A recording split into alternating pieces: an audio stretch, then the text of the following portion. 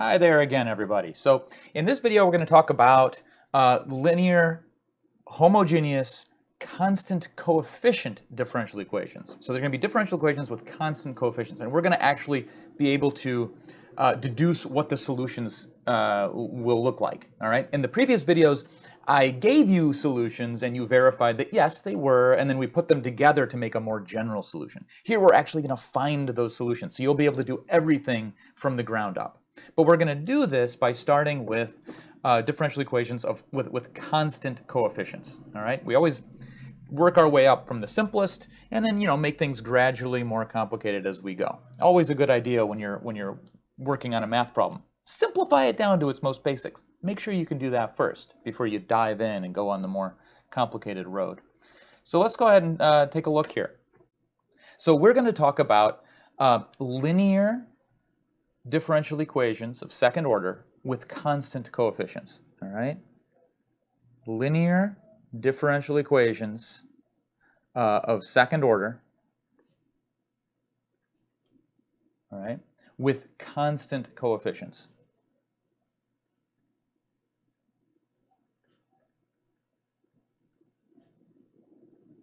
Okay, so that's going to be something of the form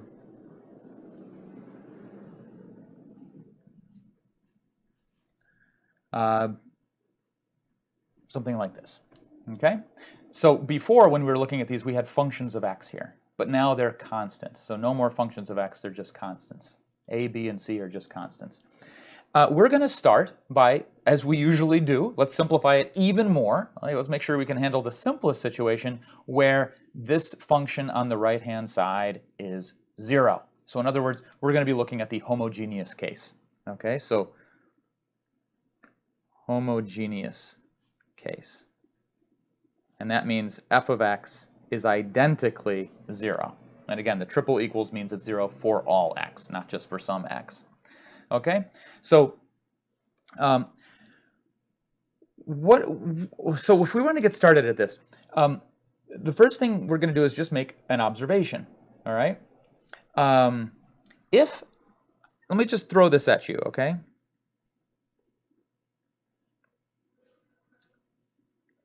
if we look at the function y equals e to the rx, all right, so where r is just some constant. Well, I can compute y prime and y double prime, all right?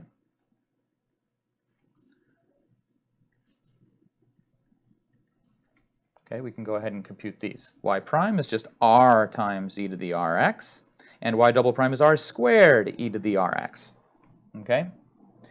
Notice that these are all just multiples of e to the rx, all right? So if I were to plug this function into this differential equation here, okay, I could plug this in for y prime, this in for y double prime, this in for y prime, this in for y. And what do we get? Well, we end up with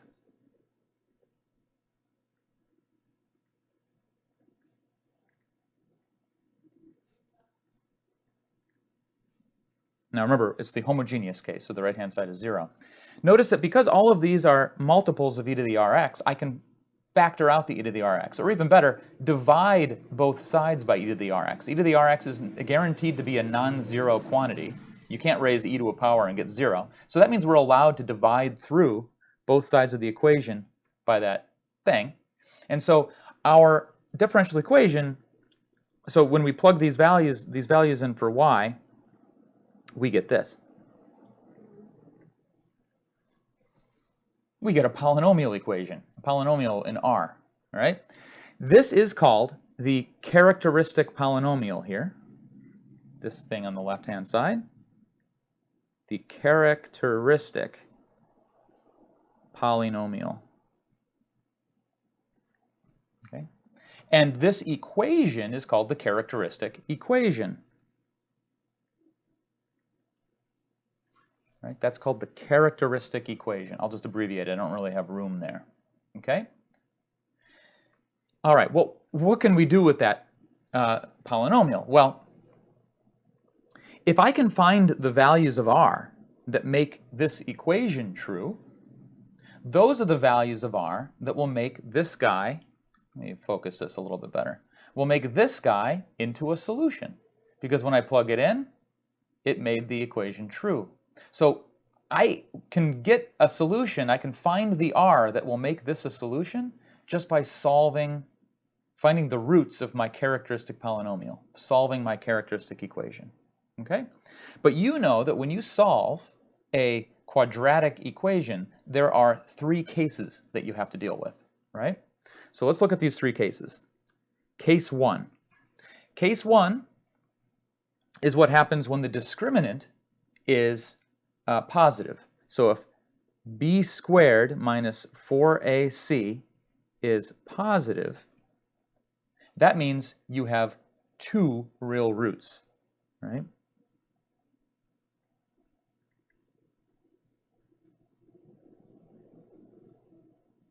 Where does this come from? This comes from the quadratic formula, right?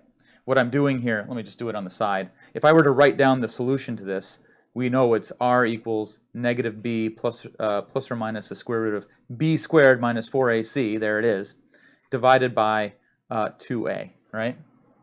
This is what solutions to this equation look like, right? Well, when this thing is positive under the radical, I have a plus or minus, so I get two real roots, two answers. Okay, that's case 1.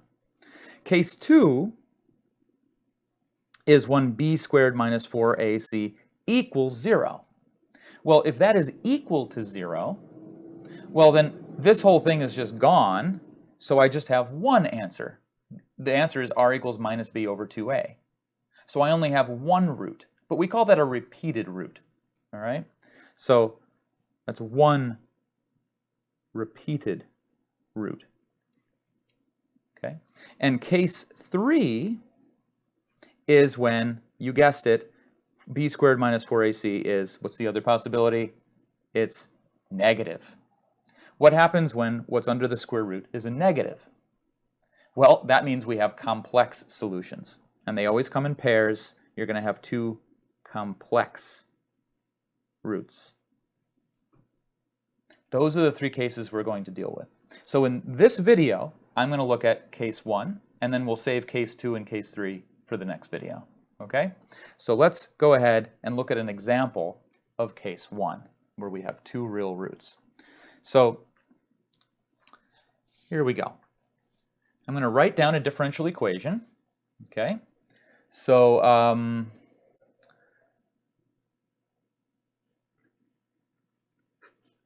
let's take y double prime minus y prime minus 6 equals 0. Okay? And what we want to do is we want to find a general solution. That's a solution that can accommodate any pair of initial value conditions. So you give me any initial value conditions, and that solution I will be able to find values for the constants in that solution so that it will satisfy this differential equation and those initial value conditions. So it's the most general possible thing. It works. It'll solve any pair of initial value conditions. And then part B, we're going to actually use that general solution to solve an initial value problem. So I'm going to give you some initial value conditions. So let's solve the initial value problem. Let's just say y of 0 equals 6 and y prime of 0 equals negative 2. Okay? So let's do part A. Let's find our general solution. So step 1 is to find the characteristic polynomial, then the characteristic equation. Let's just say a characteristic equation here. Well, what did we do? Well, we noticed that whenever you had a differential equation like this, it turned into a polynomial, right? So A is 1, B is negative 1, C is... shoot. I forgot to write the y up here. My apologies. If we don't do that, it's not going to work, right? Oh my goodness. That wasn't the notes that I had. Okay. Our differential equation had a y here, and that's what led to the characteristic polynomial. So my goof. Okay, so that becomes the characteristic equation r squared minus r minus 6 equals 0. Okay? And we want to find the roots. Okay, so, well, factor this. You get r minus 3 times r plus 2 equals 0. So the roots are r equals 3 and negative 2. These are our solutions. So what that means is, that means that we know that, so step 2, we're going to write down a pair of solutions. We know that e to the 3x is a solution, and e to the negative 2x is another solution. Not to the initial value problem, but to the differential equation. They solve this, all right? In fact, they don't satisfy the initial value condition. So that means that neither of these yet form the most general solution. These are just particular solutions that we happen to find. Our goal here is to form the most general solution, okay? Now, how do we do that? Well, if you remember from the last video, if we can verify that these two guys are independent, then any linear combination of them will form the general solution. How do we show that they're independent? Well, we see if they are constant multiples of one another, right? So let's check for linearly independent, or linear independence. So are these linearly independent? Well, let's just take y1 and divide by y2 and see if we get a constant. Well, we get e to the 3x divided by e to the minus 2x. That's e to the 5x. That's not a constant. So yes, these are linearly independent. Okay? So that means, as we talked about in the last video, that means that the most general solution has the form. Let me, maybe I have it on my screen here. Yes, that's right. So what I'm going to use, I'm going to use theorem 5.1.3. Suppose these functions are continuous. Well, they're constants in our case, right? On an interval. Well, we can take our interval to be all real numbers because constants are continuous functions everywhere. Then a set of solutions is a fundamental set if and only if they're linearly independent, right? And a fundamental set means that any linear combination, the linear combination of them will form the most general solution. So according to theorem 5.1.3, 5.1.3, that implies that if I multiply this one by some constant and this one by some other constant, let's call that y, this is the general solution.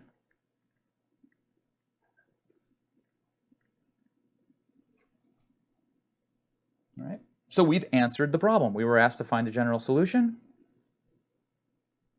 We found it. All right. We found two linearly independent solutions. We form a linear combination, and we got our answer. Okay. All right. So let's do part B. Okay. Part B said to solve the initial value problem, y of 0 equals 6, y prime of 0 equals negative 2. Okay.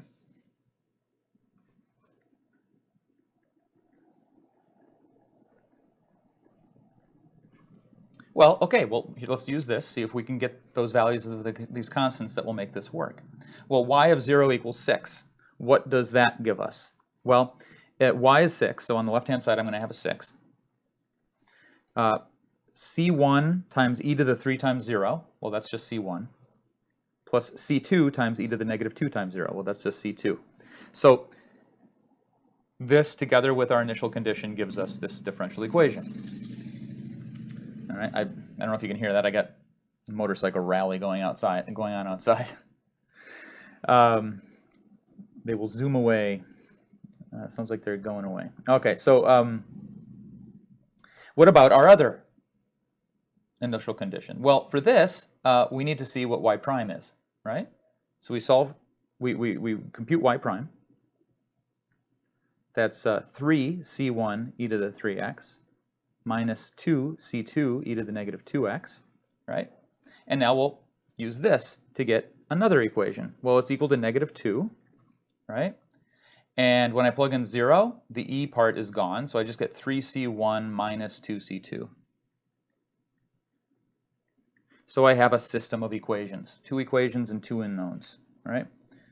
So I solve that. So take a moment and solve this on your own. Let me know what you get. Okay, so let's pause the video. Go ahead and do that. 3, 2, 1. All right. So when you solve that, what you should get is, did it ahead of time over here. You get C1 equals 4 and C2 equals positive 2. Positive 2.